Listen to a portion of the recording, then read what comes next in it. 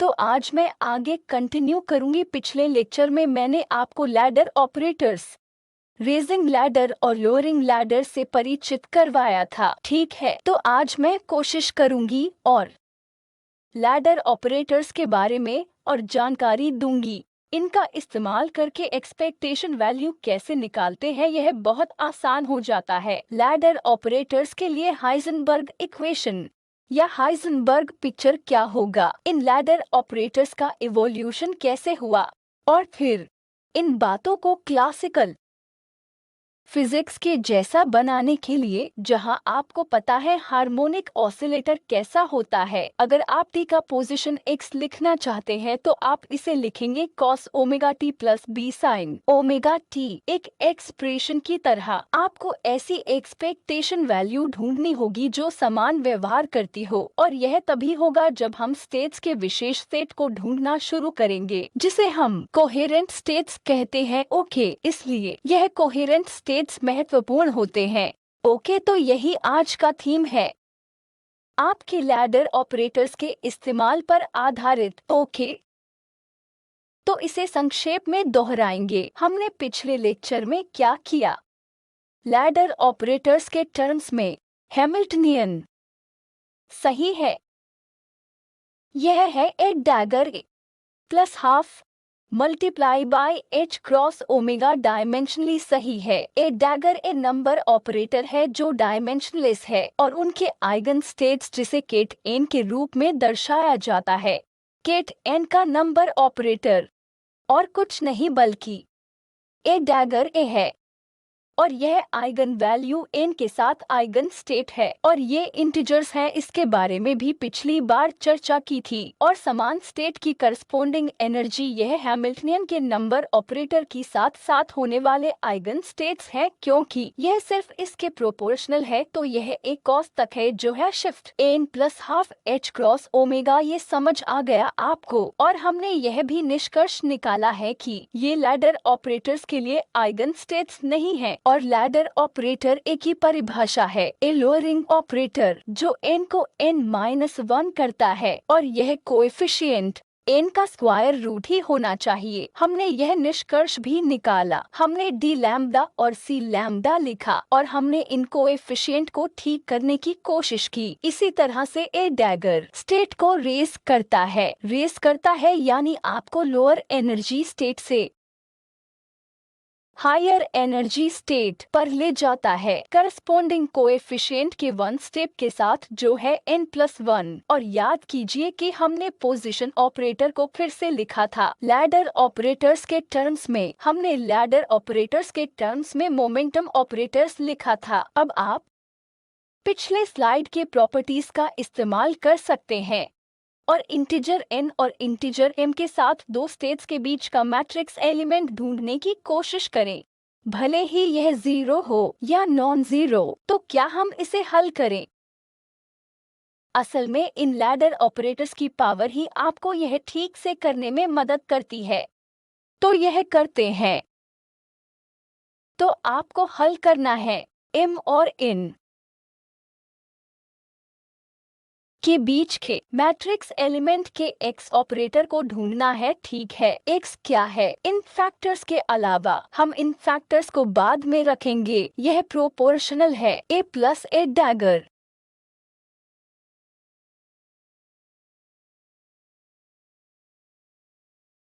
Okay, तो यह और कुछ नहीं बल्कि m A dagger A n plus m A dagger. यह क्या है? a on n root n times n-1। आपके पास है mn-1 और A dagger on n root n+1 n+1। ये सब क्या है? ये ऑर्थोनॉर्मल होने चाहिए, तो ये होंगे root n delta Kronecker delta plus root n+1 Kronecker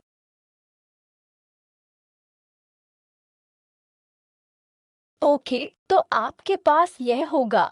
factors के अलावा अगर आपको फैक्टर्स लिखने हैं, फैक्टर्स में होगा 2h क्रॉस का root by m omega times 1/2।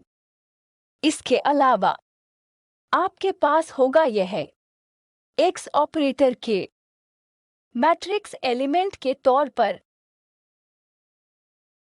इसी तरह से आप p ऑपरेटर के लिए भी ऐसा कर सकते हैं। मॉडिफिकेशन क्या है, आइए m-a डैगर लेते हैं और फैक्टर्स होंगे 1/2i। ओके, तो यह होगा मैट्रिक्स एलिमेंट जो अच्छी तरह से लिखा है। जब आप लैडर के टर्म्स में x ऑपरेटर लिखते हैं तो एक्सपेक्टेशन वैल्यू क्या होगी जब x है? मान लो कि n = m है, यह 0 है, ठीक है। अगर मैं आपसे पूछूं कि एक्सपेक्टेशन वैल्यू क्या है, तो आप बेझिझक कह सकते हैं कि x ऑपरेटर की एक्सपेक्टेशन वैल्यू 0 है, क्योंकि a लेगा n से n-1, a डैगर लेगा n से n+1, इनर प्रोडक्ट हमेशा 0 होगा। तो यहाँ पर हमने एक्सपेक्टेशन वैल्यू ढूंढने के लिए स्पष्ट कैलकुलेशन नहीं किया है, जैसे कि हमने वेव फंक्शन फॉर्मेलिज्म में किया था। ऐसा किए बिना भी हम कह सकते हैं कि एक्सपेक्टेशन वैल्यू 0 है, ठीक है। तो यह महत्वपूर्ण दिलचस्प बात है, ठीक है। क्या आपको याद है कि मैंने हार्मोनिक ऑसिलेटर में आपसे पूछा था x का v है -x का v? तो अगर आप x की एक्सपेक्टेशन वैल्यू ढूंढना चाहते हैं तो इसे x का एक्सपेक्टेशन -x के समान है, इस प्रॉपर्टी को संतुष्ट करना होगा, ठीक है। और यह दर्शाता है कि एक्सपेक्टेशन वैल्यू है 0, ठीक है। अब हम ऑसिलेटर के साथ इसे करेंगे। आइगन स्टेट्स को नंबर दीजिए और हम देखेंगे कि यह स्पष्ट रूप से हो रहा है। और आप x के साई n को x के साथ n लिख सकते हैं और आप x की एक्सपेक्टेशन वैल्यू ढूंढ सकते हैं, ठीक है। आप इसे साई n स्टार के टर्म्स में भी फिर से लिख सकते हैं। आप ऐसा कर सकते हैं, इसे nx x operator x n dx लिख सकते हैं, जो आपको आइगन वैल्यू देगा। और फिर या आप इसे निकाल भी सकते हैं, ठीक है। आप ऐसा कर सकते हैं, ओके। और इसे इन x ऑपरेटर x इन dx भी लिख सकते हैं और फिर यह स्पष्ट रूप से हो जाता है, जो और कुछ नहीं बल्कि 0 है। मैंने इस आइडेंटिटी का इस्तेमाल किया है, आइडेंटिटी इसको पूरा करती है, ओके। तो ऑपरेटर फैशन में चीजें लिखकर आप कई चीजें कर सकते हैं। असल में पोजीशन स्पेस में आपको यह ऑपरेटर लेने की जरूरत नहीं है, लेकिन आप इसे x के ऑपरेटर के रूप में लिखने की कोशिश कर सकते हैं और यूनिट ऑपरेटर को निकाल सकते हैं। तो हमने किसी भी ऑपरेटर के लिए ये बस जनरल तौर पर देखा है। मैं बस यह कहना चाहती हूँ कि लैडर ऑपरेटर इतना पावरफुल है कि आप इन एक्सपेक्टेशंस को आसानी से प्राप्त कर सकते हैं। तो आगे हम क्या कर सकते हैं? अनसर्टिनिटी x में अनसर्टिनिटी क्या होती है? डेल्टा x है x स्क्वायर्ड की एक्सपेक्टेशन वैल्यू माइनस x की expectation value under square root. तो नंबर स्टेट n में x ऑपरेटर ऑन n 0 है। इन x operator squared on n क्या है?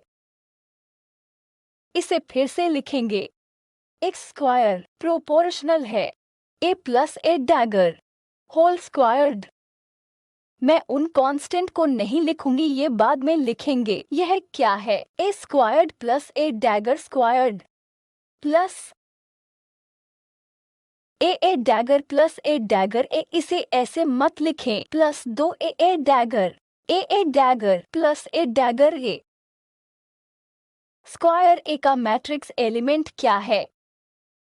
ए स्क्वायर का मैट्रिक्स एलिमेंट क्या होगा? ए इसे कम करेगा, यह लोअरिंग ऑपरेटर है n-1। दूसरा ए इसे m-2 करेगा, और फिर n और n-2 का मैट्रिक्स एलिमेंट हमेशा 0 होता है। यह 0 होगा दरअसल लैडर ऑपरेटर के किसी भी पावर का मैट्रिक्स एलिमेंट,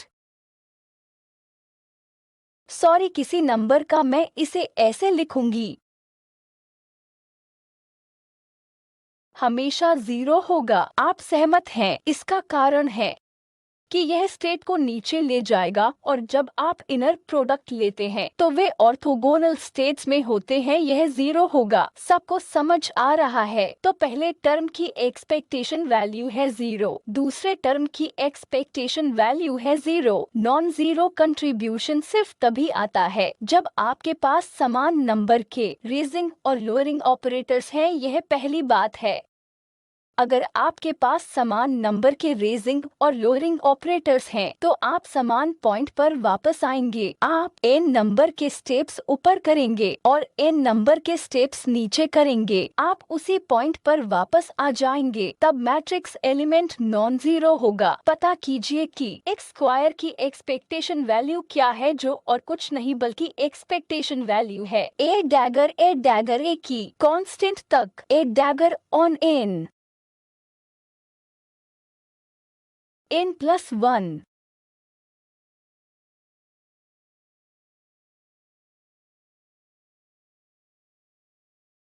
n+1।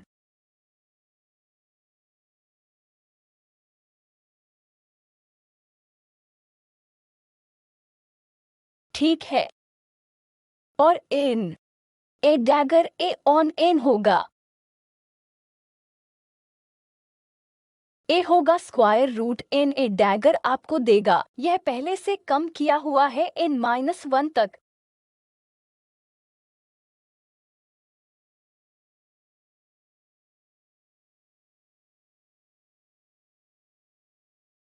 यह आपको देगा A dagger on n-1 square root n के साथ, इसलिए यह पीस है। दूसरा स्क्वायर रूट n टाइम्स यह,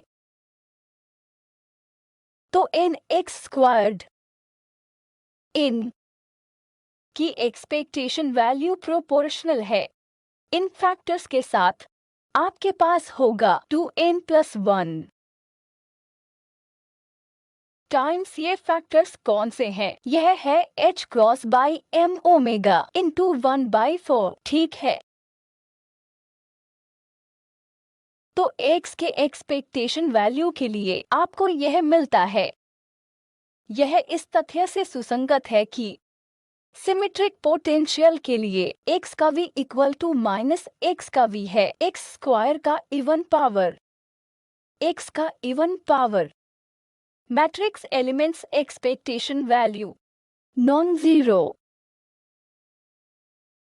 होनी चाहिए, x का ऑड पावर, एक्सपेक्टेशन वैल्यू 0 है। आप दिखा सकते हैं कि x क्यूब की एक्सपेक्टेशन वैल्यू 0 होगी। क्यों? जब आप क्यूब लेते हैं तब raising ladder operators lowering ladder operators की नंबर के समान नहीं होंगे। जब आप क्यूब लेते हैं तो केवल इवन पावर में ही कुछ टर्म्स के समान नंबर्स के रेजिंग और लोअरिंग ऑपरेटर्स होते हैं। सॉरी, रेजिंग लैडर ऑपरेटर या लोअरिंग लैडर ऑपरेटर्स। इसलिए मैट्रिक्स एलिमेंट्स नॉन जीरो होंगे। तो फिर आप निश्चित कर सकते हैं कि अनसर्टिनिटी क्या है। डेल्टा एक्स, इसमें खास तौर पर यह दूसरा टर्म है। ठीक है, x की एक्सपेक्टेशन वैल्यू 0 है, तो यह होगा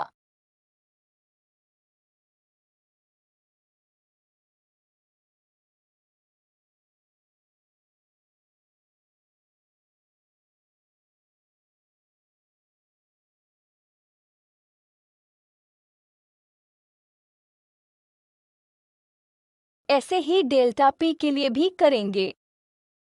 मैं यह नहीं करूंगी, प्लीज आप इसे कीजिए। और आपको क्या चेक करना होगा? डेल्टा एक्स डेल्टा पी 2 के समान या इससे बड़े होने चाहिए। तो प्लीज इस डेल्टा पी को हल करें और यह सुनिश्चित करें कि आप इसके साथ इस अनसर्टिनिटी को वेरीफाई कर सकते हैं। बस एक ही बात इन नंबर ऑपरेटर्स के बारे में अपसेट करती है कि एक्स ऑपरेटर की एक्सपेक्टेशन वैल्यू 0 है। इसी तरह से आप दिखा सकते हैं कि पी ऑपरेटर भी 0 है, जिसका मतलब है टाइम के साथ इन मैट्रिक्स एलिमेंट्स में कोई भी इवोल्यूशन नहीं होगा। ठीक है, आप इसकी उम्मीद भी नहीं रखते। क्यों? क्योंकि ये सब स्टेशनरी है। जब भी आप ट्रांजिशन और ऑसिलेशन के बारे में देखना चाहते हैं, आप स्टेशनरी स्टेट में रहते हुए इसे कर नहीं सकते। ऑसिलेशन के बारे में देखना चाहते हैं, आपका क्लासिकल ऑसिलेशन देखना चाहते हैं, आपको एक सुपरपोज्ड स्टेट में होना चाहिए। मैंने यह बताया था, ठीक है, यही पॉइंट। आप कुछ स्टेट्स में या दो स्टेट्स में सुपरपोज्ड स्टेट्स में होंगे, तभी आपको यह दिखना शुरू हो जाएगा कि टाइम के फंक्शन के तौर पर एक्सपेक्टेशन वैल्यू है cos ओमेगा t टाइम्स कोई number plus sine omega t times कोई नंबर। अगर स्टेट साई सुपरपोजिशन है,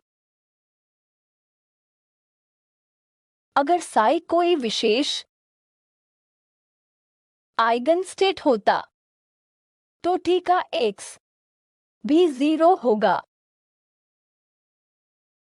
अगर आप फिर से क्लासिकल फिजिक्स हार्मोनिक ऑसिलेटर को ठीक से देखना चाहते हैं तो आप पोजीशन या मोमेंटम के लिए पोजीशन सॉल्यूशन लिखेंगे जो टाइम के साथ इवोल्व होता है। यहाँ यह होना चाहिए था ऑसिलेशन cos ओमेगा t और sin ओमेगा t। आपको यह स्टेशनरी स्टेट्स में नहीं मिलेगा। ओके, तो मैं यहाँ बस संक्षेप में बताती हूँ कि अगर आपको इन मैट्रिक्स एलिमेंट्स को निर्धारित करना है जैसा कि आपने पहले ही किया है, तो हम पहले इक्वेशन वेरीफाई करेंगे। यह मॉड्यूल में होगा, आप दूसरा इक्वेशन वेरीफाई कर सकते हैं। यह देखें कि मैंने यहाँ लिखा है ऑपरेटर ए जब यह 0 पर कार्य करता है तो यह 0 हो जाएगा। कभी कभी इसके कारण गलतफहमी हो जाती है। क्यों? यह लगता है 0 नल वेक्टर के जैसे लगता है। क्या यह नल वेक्टर है? नहीं है। क्यों? नंबर हैमिल्टनियन जब आप कार्य करते हैं तब यह नॉन जीरो हो जाता है। यह आपको नॉन जीरो एनर्जी दे रहा है। स्टेट का नॉर्म 1 है। ओके, भले ही मैं इसे 0 लिख रही हूँ और यह 0 पर ए ऑपरेटर है, यह 0 है, यह नल वेक्टर नहीं है। कंफ्यूज न हो, नल वेक्टर 1 होता है जहाँ नल वेक्टर पर कार्य करने वाला कोई भी ऑपरेटर 0 होगा और उस वेक्टर का नॉर्म होगा 0। इसका नॉर्म है 0, इस 0 का नॉर्म भी 1 है। ओके, तो प्लीज इसे याद रखें कि मैंने इसे यहाँ 0 लिखा है। इसका मतलब आप यह इंटरप्रेट ना करें कि यह नल वेक्टर है तो आप इस 0 को वैक्यूम स्टेट कह सकते हैं। 0 की एक प्रॉपर्टी होती है कि 0 0 1 हो जाता है। यह सबसे निम्नतम एनर्जी स्टेट है, एनर्जी आइगन स्टेट, जिसे कहा जाता है ग्राउंड स्टेट या वैक्यूम स्टेट। ओके, तो यह कंडीशन आपको स्पष्ट रूप से बताती है कि यह नल स्टेट नहीं है। ऑपरेटर को ग्राउंड स्टेट तक नीचे लाने से होता है root n times lower state, यह रूट n 0 हो जाता है। तो इससे आगे यानी 0 स्टेट के नीचे यह जा नहीं सकता, जिसका मतलब है यहाँ लोअर बाउंड है जो 0 है, इसके नीचे जा नहीं सकते। आप लैडर ऑपरेशन के जरिए ऊपर जा सकते हैं। ओके, यह समझ आ गया। आप कुछ पैरेलल प्रक्रिया कर रहे हैं, या यह समझ आ गया। ओके, तो हमने यह भी देखा है कि इसका इस्तेमाल करके इस स्टेट पर एक्स नॉट के साथ इनर प्रोडक्ट लीजिए और अब पहले ऑर्डर का डिफरेंशियल इक्वेशन लिखें। तो मोमेंटम के लिए पोजीशन रिप्रेजेंटेशन में पहले ऑर्डर का डिफरेंशियल इक्वेशन है del by del x naught h i h cross. तो आपके पास यह है टाइम्स क्यों इनर साई के साथ आई आपको क्या देगा। अगर यहाँ कोई टाइपो है तो मुझे बताएं। तो यह क्या है, जीरो के साथ x not ground state wave function है। एक्स नॉट पोजीशन पर यह भी ग्राउंड स्टेट वेव फंक्शन है। यह हल करना आपके लिए मुश्किल नहीं होगा। पहले ऑर्डर का डिफरेंशियल इक्वेशन हल करें और फिर इस बात को सुनिश्चित करें कि आपको इसे नॉर्मलाइज करना है। नॉर्मलाइज्ड वेव फंक्शन ले। देखें यह कितना आसान है। मैं बस आपको यह बताना चाहती हूँ कि यहाँ मैं दूसरे ऑर्डर के डिफरेंशियल इक्वेशन या और कुछ नहीं देख रही हूँ। मैं बस इन लैडर ऑपरेटर्स की पावर का इस्तेमाल कर रही हूँ और मुझे पहले ऑर्डर का डिफरेंशियल इक्वेशन मिल जाता है जिसके जरिए मुझे ग्राउंड स्टेट सॉल्यूशन मिला। किसी भी स्पेशल फंक्शन या किसी और चीज का इस्तेमाल नहीं कर रही हूँ। आप पहले एक्साइटेड स्टेट को कैसे दिखाएंगे। पहली एक्साइटेड स्टेट होगी स्टेट 1 लीजिए एक्स नॉट पर इसकी पोजीशन ढूंढे। इससे आपको पहले एक्साइटेड स्टेट का पोजीशन स्पेस वेव फंक्शन मिल जाएगा। एक्स नॉट पॉइंट पर मैं लिख सकती हूँ कि एक्स नॉट के साथ 1 है ए डैगर या 0 ए डैगर। अगर मैं 0 पर कार्य करती हूँ तो यह रूट 1 टाइम्स 1 जो इसके समान है रूट 1 है 1। और ए डैगर क्या है, आप इसे लिख सकते हैं x माइनस आई पी के टर्म्स में लिख सकते हैं। इसे सब्स्टिट्यूट करें और आपको फिर से पहले ऑर्डर का डिफरेंशियल इक्वेशन मिल जाएगा। अब आपको साई नॉट के बारे में पता है, आप डिफरेंशिएट कर सकते हैं और इसे साई 1 लिखें। तो इस सब का अर्थ यही है कि कोई स्पेशल फंक्शंस पता नहीं है, लेकिन आप सिस्टमैटिक रूप से इसे हल कर सकते हैं। आपको एक केट 1 ढूंढना है। आपको क्या करना है, मुझे एक डैगर पावर n को हल करना होगा, लेकिन यहाँ पर एक फैक्टर होगा। आपको इसे रूट n फैक्टोरियल से डिवाइड करना होगा। तो अगर आपको केट 1 लिखना है तो यह है A dagger on 0 divide by square root 1। तो अगर मुझे केट 2 लिखना है तो यह होगा A dagger divide by square root 2 on 1 जो है A dagger divide by square root 2 A dagger divide by square root 1 on 0। मैंने इस तथ्य का इस्तेमाल किया है कि जब भी आपको ए डैगर ऑन n करना होता है तो यह square root n plus 1 times n plus 1 होता है। तो मैं बस इस फैक्टर को नीचे ले रही हूँ और लिख रही हूँ। तो इससे हमें क्या पता चलता है, आप कोई भी केट लिख सकते हैं, किसी भी केट n को लिख सकते हैं। A dagger 2 power n divide by n factorial n factorial या n minus 1 factorial n factorial on. तो अगर आप x का साई n लिखना चाहते हैं तो यह एक स्पेसिफिक पॉइंट x नॉट है, यह है। मैं इसे ऐसा भी लिख सकती हूँ x not a dagger 2 power n on 0। अब हम केवल पोजीशन और मोमेंटम को शामिल करेंगे। तो ए डैगर को इनके टर्म्स में लिखने की कोशिश करें पावर ऑफ n। आपके पास सीरीज होगी लेकिन आपको ग्राउंड स्टेट पर इसे ऑपरेट करना होगा, ठीक है। आप इसे ऐसे भी लिख सकते हैं, यह x माइनस आई पी का फंक्शन है। आप इसे x minus i times minus i h cross del by del x naught के फंक्शन के रूप में लिख सकते हैं, कुछ फंक्शन। या आप इसे ऐसे भी लिख सकते हैं x naught to power of n divide by root n factorial on x naught का साई क्या यह कठिन है। आप इसे हल कर सकते हैं और सभी एक्साइटेड स्टेट्स के बारे में जान सकते हैं। सभी एक्साइटेड स्टेट ग्राउंड स्टेट की मदद से डैगर ऑपरेशन करके निकाले जा सकते हैं। और ए डैगर में केवल यही डिफरेंशियल ऑपरेटर्स हैं जो फंक्शन पर कार्य करने वाले होने चाहिए। कौन से फंक्शन आपको पता है, बस इसे दिखाना है। इन लैडर ऑपरेटर्स का जब मैंने परिचय करवाया था तब ये शायद एब्स्ट्रैक्ट लगे होंगे, लेकिन ज्यादा डिटेल्स में न जाते हुए या दूसरे डिफरेंशियल इक्वेशंस को न देखते हुए ऑपरेटर अलजेब्रा के पावर का इस्तेमाल करके मैंने एनर्जी आइगन फंक्शंस प्राप्त कर लिए हैं।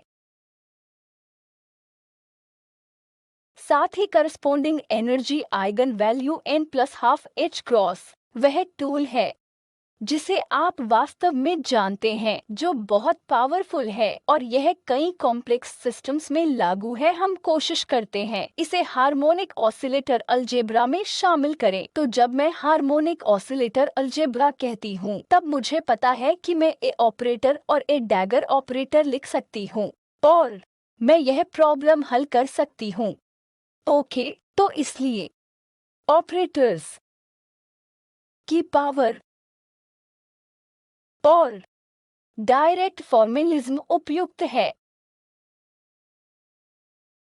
तो आप इसी तरह से कंटिन्यू करें और सभी एक्साइटेड स्टेट के लिए निर्धारित करें। चेक करने के लिए आप दूसरा एक्साइटेड स्टेट कर सकते हैं और आपको क्या मिलता है देखें। यह हमने पहले ही किया है। एक्सपेक्टेशन वैल्यू है 0 और इसी तरह से P की एक्सपेक्टेशन वैल्यू भी 0 है। स्टैंडर्ड डेविएशंस या x और p के अनसर्टिनिटीज के मामले में क्या, इसके लिए आपको x स्क्वायर और स्क्वायर p की एक्सपेक्टेशन वैल्यू निकालनी होगी और आप यह भी कर सकते हैं। हमने यह किया है स्पेसिफिक स्टेट के लिए और आप वेरीफाई कर सकते हैं। आप p स्क्वायर के लिए कर सकते हैं। यह वेरीफाई करें कि ये अनसर्टिनिटीज को संतुष्ट करते हैं। मैं इसे हल करना आप पर छोड़ती हूँ।